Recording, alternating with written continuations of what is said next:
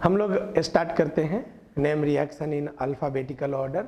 ठीक है, बड़ा इंपॉर्टेंट है, हर रिएक्शन याद होना चाहिए। ठीक है, तो सबसे पहले तुम इसका नोट्स प्लीज़ मेरे साथ साथ बनाओ तो तुमको जल्दी याद होगा। ठीक है, तो पहले हेडिंग डाल लो अल्फ़ाबेट, उसमें ऑर्डर किसका होगा? ए, अल्फ़ाबेट ए, फिर अल्फ़ाबेट बी, अल्फ़ाबेट सी, ऐसे चलेंगे।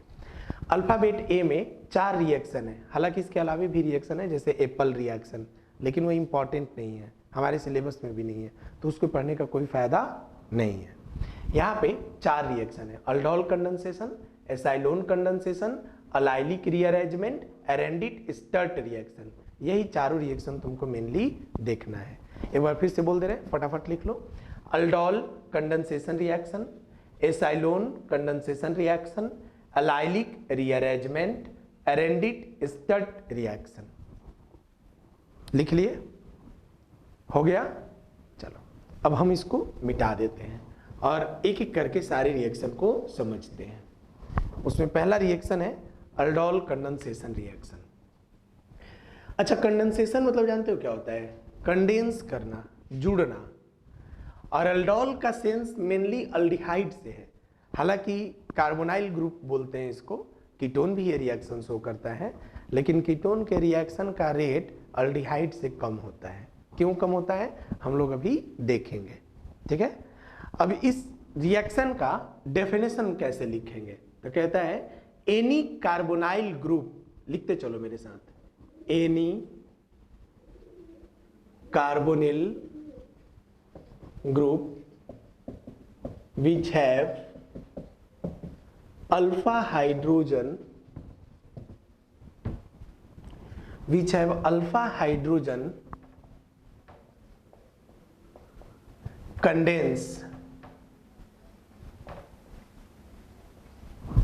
condense in presence of base, strong base होना चाहिए, NaH सबसे अच्छा एग्जाम्पल होता है। Presence of base, then it will form beta hydroxy aldehyde और कीटोन, ब्रैकेट में देके कार्बोनिल। ठीक है, कहता है any carbonyl group which have alpha hydrogen condense in presence of base, मतलब बेस के प्रेजेंस में जब कोई कार्बोनाइल ग्रुप कंडेंस करता है, जुड़ता है, किसके प्रेजेंस में?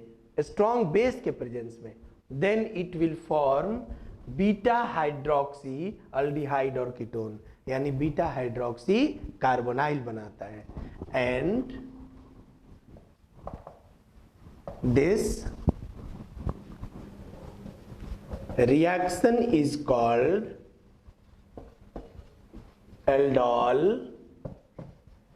कंडेंसेशन रिएक्शन, और इसी रिएक्शन को क्या बोलते हैं? अल्डोल कंडेंसेशन रिएक्शन बोलते हैं। ठीक है, इस रिएक्शन में अल्डोल कंडेंसेशन रिएक्शन कहते हैं। ठीक है, इस रिएक्शन की एक और बात क्या है? Called aldol condensation reaction. In this reaction product is unstable. इस रिएक्शन में जो प्रोडक्ट होता है वो अनस्टेबल होता है, बड़ा इत्तेफाक है, ये बात समझना मेरा। जो प्रोडक्ट होता है वो क्या होता है? अनस्टेबल। और यही कारण है कि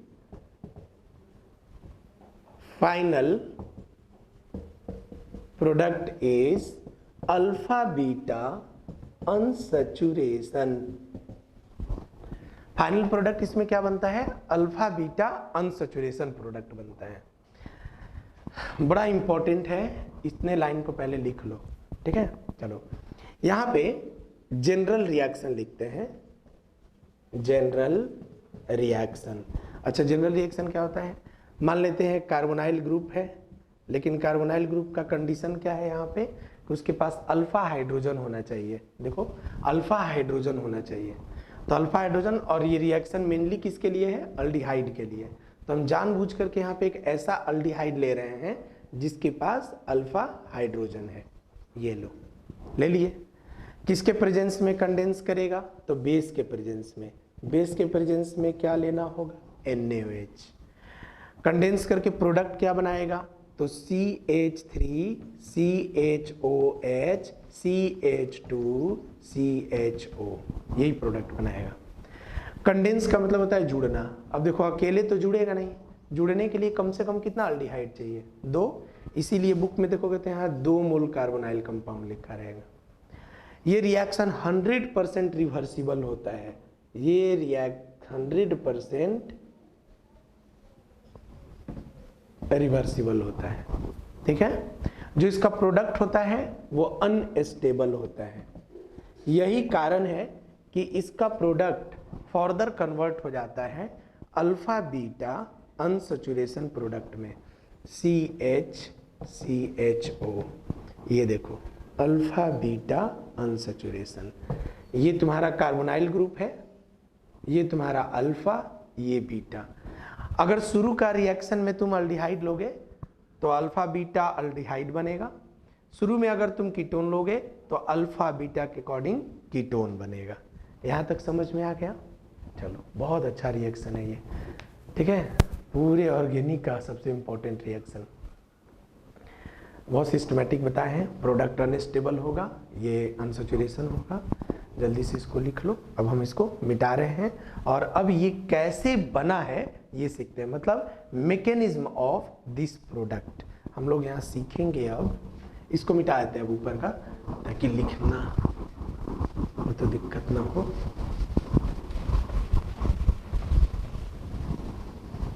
अब हम लोग यहाँ देखेंगे मैकेनिज्म ऑफ दिस प्रोडक्ट।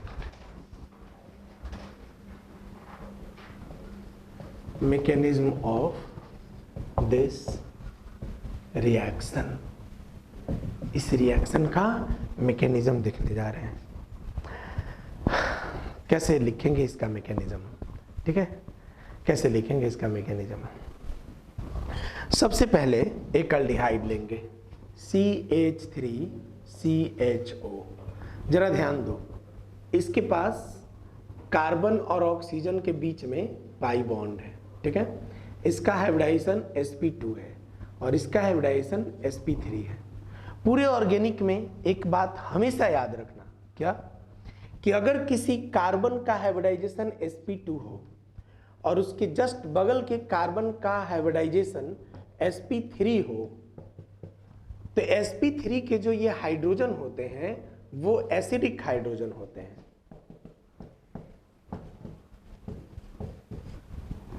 कौन से हाइड्रोजन होते हैं? एसिडिक हाइड्रोजन होते हैं। क्लियर हो रहा है मेरी बात? कौन सा हाइड्रोजन होंगे? एसिडिक। और एसिडिक हाइड्रोजन होने की वजह से ये हाइड्रोजन ऑटोमेटिक बाहर निकलना चाहते हैं। किसके फॉर्म में? H+ के फॉर्म में। मतलब अगर ये कार्बन sp2 है और इसके बगल का कार्बन sp3 है, तो ये कार्बन के जो हाइड्रोजन है वो एसिडिक हाइड्रोजन होंगे, जो बाहर निकलने का टेंडेंसी रखेंगे।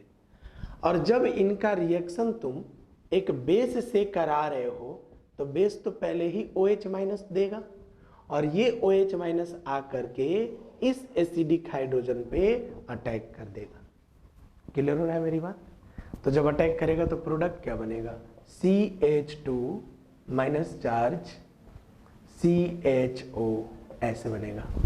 ध्यान से देखो, ठीक है। यहां तक समझ में आ गया सबको?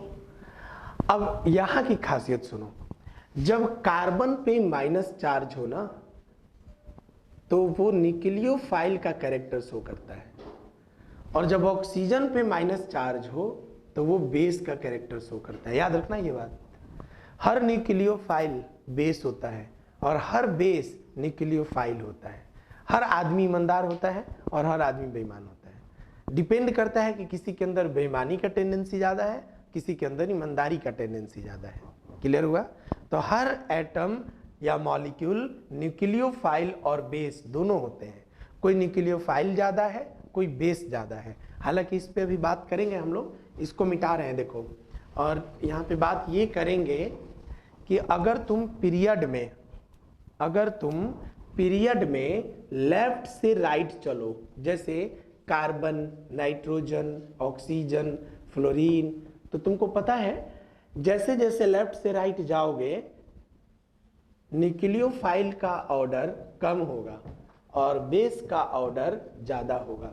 मतलब कार्बन माइनस स्ट्रॉन्ग न्यूक्लियोफाइल है, स्ट्रॉन्ग न्यूक्लियोफाइल, और ये क्या है, स्ट्रॉन्ग बेस है।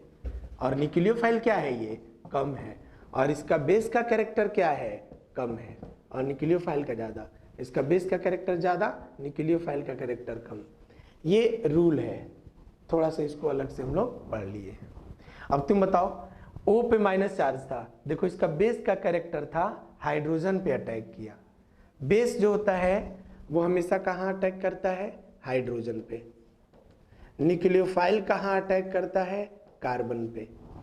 तो जो OH माइनस है वो बेस है, तो जाके अटैक किया हाइड्रोजन पे। लेकिन जब यहाँ पे कार्बन पे माइनस चार्ज आ गया, अब ये किस पे अटैक करेगा, न्यूक्लियोफाइल, कार्बन पर। और यही क्या करता है कि जो अल्डिहाइड का सेकंड मोल लेते हैं, 2 मोल लेते हैं ना यहाँ पे, जो सेकंड मोल लेते हैं उसके कार्बन पे जा करके अटैक कर देता है। कैसे अटैक करता है वो देखो। कार्बन का इलेक्ट्रोनेगेटिविटी ज्यादा है कि ऑक्सीजन का, तो ऑक्सीजन का। ऑक्सीजन पे कौन सा चार्ज, माइनस। कार्बन पे कौन सा चार्ज, प्लस। ठीक है, अब इसको मिटा रहे हैं। ये बहुत अच्छा लाइन था, मिटा दिए। अब आ जाओ, ये प्लस चार्ज है तो ये सीधे जा करके यहां अटैक करेगा। तुम बताओ, अटैक करेगा तो ये पाई बॉन्ड क्या होगा, ऑक्सीजन पे शिफ्ट कर जाएगा, क्योंकि कार्बन का वैलेंसी डिस्टर्ब हो रहा था।